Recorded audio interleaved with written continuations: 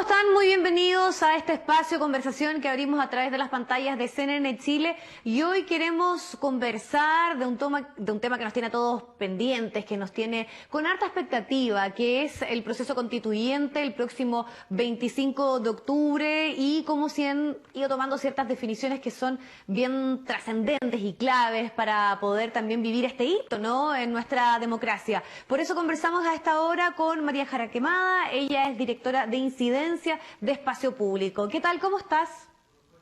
Hola, muy buenas tardes.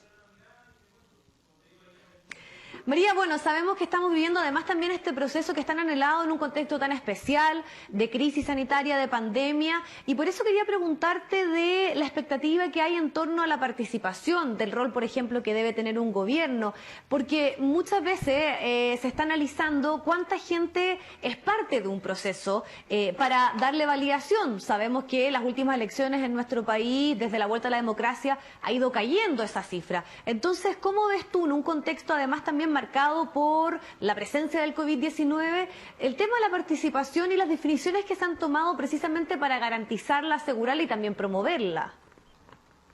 A ver, yo creo que claramente estamos en una situación muy compleja y que lo ideal hubiera sido tener este plebiscito en otras circunstancias, pero es lo que tenemos hoy.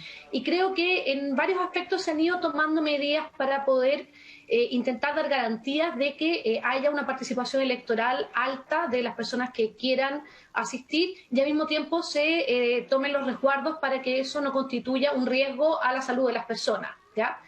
Nosotros hemos visto por distintos tipos de situaciones que hay un interés alto en el plebiscito. O sea, lo hemos visto, por ejemplo, en los cambios de domicilio electoral ante el servicio electoral, que el CERVEL lo ha dicho.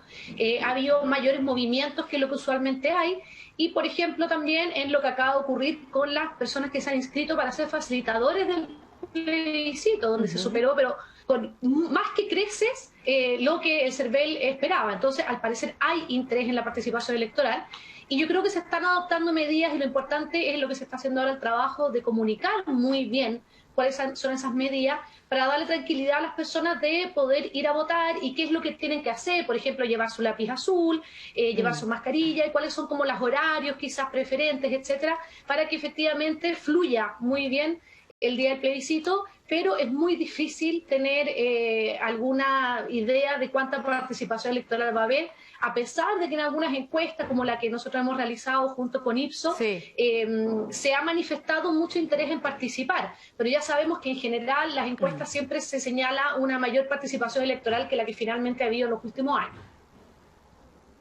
Exacto, porque ahí, por ejemplo, en esa encuesta que ustedes hicieron y que corresponde a agosto, del 14 al 19, ya un 78% decía que estaba dispuesto a votar. Pero lo que también es bien importante aquí es el tema de las expectativas, porque en ese mismo estudio un 65% asociaba este proceso a cambios positivos. Además, también palabras como esperanza estaban presentes. Entonces, ¿cómo la participación también tiene una incidencia cuando la movilización a concurrir a este acto tiene algún sentido para la ciudadanía? Efectivamente cree en el proceso, que yo creo que eso es bien importante y que tal vez puede marcar una diferencia con otros procesos eleccionarios. Totalmente, o sea, es primera vez que se nos va a preguntar y que nosotros vamos a tomar la decisión si queremos o no una nueva constitución y cuál es el ente que la redacta. Entonces, en ese sentido, yo creo que hay una suerte de optimismo, de esperanza ante el proceso que ya inició. Y yo creo que es muy importante todo lo que lo está rodeando. Hoy en día también se está dando una importante discusión sobre el rol de los independientes en una futura convención constitucional, si es que ganara el apruebo. Y yo creo que eso no es menor, porque en el fondo estaríamos frente a una instancia muy distinta al Congreso o al gobierno, en el fondo a la lógica de partidos políticos habitual de una contienda electoral. Entonces yo creo que es muy relevante todo lo que va a ocurrir, si es que gana el apruebo, por supuesto, a continuación, para ver cómo hacemos que todo el proceso y la discusión sea muy ciudadana también. En el fondo yo creo que estamos viviendo uno de los momentos más políticos de nuestro país en los últimos 30 años y yo creo que es muy relevante en ese sentido, a pesar de que hay un descrédito hacia los partidos políticos que es preocupante y que uno quiere que se fortalezcan los partidos y que esto se vaya, en el fondo, disminuyendo. Igual yo creo que es muy importante darle la oportunidad a la ciudadanía de que de distintas maneras, no necesariamente siendo delegado o delegada, pueda participar en este proceso. Y en ese sentido yo creo que es muy importante algunos avances que hemos hecho, como por ejemplo, finalmente que se adoptaron medidas para transparentar el financiamiento del plebiscito, que participe la sociedad civil también de la propaganda electoral, y veamos también qué podría ocurrir con los independientes en una futura participación en esta convención, si es que en el fondo ganará la prueba. María, te quería preguntar respecto a qué grupo crees tú que efectivamente se va a sentir más llamado a participar de este proceso. ¿Y por qué te hago esta interrogante o esta duda, te la abro? Es porque sabemos que nuestro padrón ha ido envejeciendo, o la participación y esa responsabilidad de ser parte de los procesos está bien, podríamos decir, presente en las generaciones ya más maduras, porque además también está asociado a durante todo el tiempo la dictadura, donde no pudieron participar de los procesos democráticos. Pero cuando todo este movimiento surge de un estallido social, donde finalmente fueron los jóvenes los que se movilizaron, los que estuvieron en las calles, ¿tú crees que eso se va a transformar y va a tener una relación en que algo que nuestro país ha costado tanto, que es que los más jóvenes sean parte también de un ejercicio como este, ocurra en el próximo plebiscito? Mira, tenemos algunas pistas de que podría ocurrir eso efectivamente, porque por ejemplo en los cambios de domicilio electoral muchos de estos movimientos se dieron en las generaciones más jóvenes. Entonces esto indicaría de que efectivamente hay unas ganas de mayor participación. Y por otro lado, porque son personas que no son precisamente el grupo de riesgo frente a la pandemia. Entonces probablemente tampoco sienten quizá más temor a ir a votar y que efectivamente puedan contagiarse. Por lo tanto, todo podría indicar que es así, y esperemos que efectivamente sea así, porque además si en el fondo el resultado de este plebiscito, si es que finalmente se decide que vamos a hacer una nueva constitución, básicamente va a ser esa generación la que va a tener que convivir más tiempo con el resultado de esa discusión constitucional. Entonces yo creo que es muy importante que participen no solo del plebiscito, sino de las distintas instancias que hayan, quizás también como candidatos o candidatas frente a una futura convención, para que efectivamente sientan como muy propia esta constitución. Y yo creo que en ese sentido los procedimientos, los procesos van a ser muy relevantes. Yo creo que es evidente que no todos vamos a quedar 100% satisfechos con un posible futuro contenido de una nueva constitución, es evidente. Pero yo creo que al final el proceso, si nosotros sentimos que tuvimos distintas instancias para poder incidir, para informarnos, para participar, para sentirnos representados, yo creo que se le puede dar una legitimidad que claramente hoy en día ya está muy en duda de la Constitución actual, y creo que en ese sentido para las nuevas generaciones va a ser muy potente, porque van a tener que convivir, quién sabe, 30, 40 o 50 años con esta nueva Constitución.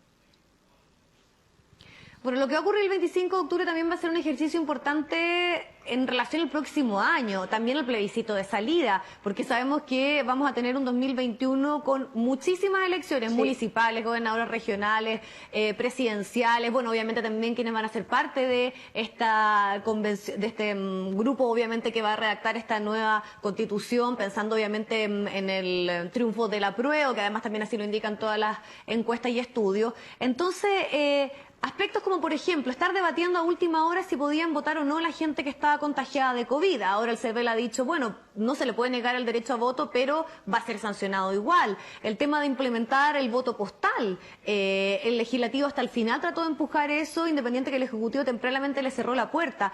¿Esos compromisos tú crees que se van a cumplir, y cuán necesario es tenerlos ya resueltos con tiempo, o la misma financiamiento que también fue legislado, podríamos decir, de último momento, en lo que va a ocurrir en 2021, sobre todo por la gran cantidad de elecciones que vamos a tener y una pandemia que va a seguir estando? Mira, yo creo que lo que ha pasado con llegar tarde en general a estos temas te demuestra que en muchos aspectos nuestro sistema político no está siendo capaz de procesar ciertas inquietudes de la ciudadanía, como el tema del financiamiento, que estaba alertado desde diciembre del año pasado. Bueno, el tema de los COVID positivos es algo que estaba en la discusión pública desde junio de este año, y lamentablemente se está llegando tarde en estas materias. Entonces yo espero que aprendamos esas lecciones y no continúe eso ocurriendo. O sea, hoy nuevamente estamos viendo el tema de los independientes que se está poniendo sobre la palestra, de, en el fondo, cómo van a recopilar ellos las firmas ante notarios si es que las condiciones no están dadas para eso. Entonces, cómo se le puede nivelar la cancha con los partidos políticos para que puedan competir también en la contienda en el fondo electoral de los delegados y delegadas de una futura convención. Entonces, eso ya se está discutiendo hoy en día. Yo creo que es imprescindible que no volvamos a llegar tarde. Y lo mismo con los COVID positivos. O sea, si ya se supo que esto estaba ocurriendo, sabemos que lo más probable es que ocurra para las muchas elecciones que vamos a tener el próximo año, entonces es imprescindible que el gobierno cumpla con su compromiso y efectivamente se den las garantías, como también para las personas que están privadas de libertad y que no han perdido su derecho constitucional al sufragio y que durante muchos años, al final, prácticamente no se le ha dado las garantías para poder ejercerlo. Entonces yo creo que esos temas tienen que resolverse y pronto, porque como te decía, no solo es importante el resultado en sí de lo que puede ocurrir el 25 de octubre y en el resto de las elecciones, sino también cómo se dan los procesos. María, y para finalizar ahí, quería sumarte un tema que tal vez no es necesariamente relacionado con el tema de esta elección, sino en cuanto a la transparencia, que es si se puede hablar de presidencia en un contexto como este. Hemos visto que medios han dicho si están por el apruebo o no, lo que está ocurriendo con varios ministros. Algunos dicen que el propio presidente Sebastián Piñera debería explicitar cuál es su posición. ¿Cómo lo ven ustedes también como espacio público en pos de una democracia donde efectivamente estos temas puedan ser abordados, puedan ser conversados? También hay un tema ahí de discusión en los medios. ¿Qué opinión tienen ustedes como espacio público respecto a que abiertamente se pueda decir en qué posición se está? O sea, yo creo que es sano para una democracia que esto se pueda discutir abiertamente y que no sean temas tabú, ni que sean reprochados de distintos modos, ni que tenga repercusiones. Pero es entendible que a veces haya medios o incluso, por ejemplo, trabajadores o empresarios que quieran mantenerse, más bien lo quieran mantener como en la intimidad, el secreto al voto, etcétera. Pero yo creo que hemos ido avanzando un poco en sacarle como este mito al voto secreto que también implica en el fondo no decir públicamente qué opino yo. De hecho, ya tenemos mucha información en las elecciones pasadas de quiénes son las principales personas que aportan a las campañas políticas de los distintos partidos. Entonces eso también te va dando líneas de un poco cómo piensan personas en el fondo que están en distintas situaciones de poder económico, político, etcétera. Lo que yo sí creo que es importante finalmente es que ninguna de las opciones sienta que en el fondo hay intervencionismo. Y yo creo que eso, en ese sentido, a mí me parece bien lo que se hace en nuestro país y es mucho más relevante de cara también a las elecciones que vienen, por supuesto, porque en el fondo hay una lucha por el poder, por así decirlo. El plebiscito es un poco distinto. Entonces, en ese sentido, yo creo que es importante porque al final tampoco queremos que se ponga en cuestión la legitimidad por ese tipo de discusiones. Pero a mí me parece bien que se pueda transparentar. Y obviamente para el gobierno es mucho más complejo porque en el fondo está dividido, por así decirlo, su sector entre el rechazo y el apruebo. Sería mucho más fácil si el sector estuviera todo por una misma opción, pero como no lo está, yo entiendo también que eso es complejo para ellos y que también tienen que manejar el tema políticamente para tener una buena convivencia dentro de su coalición. Y que al menos ya en nuestro país podemos decir que tenemos una regulación en cuanto al financiamiento, que era una de las grandes problemáticas y obviamente esto se logró a punta obviamente de investigaciones que hablaban de las carencias que teníamos como sistema en ese ámbito. María, te queremos agradecer muchísimo el tiempo y la posibilidad de abordar todos estos temas. Muchas gracias por conversar con nosotros. Muchas gracias a ti.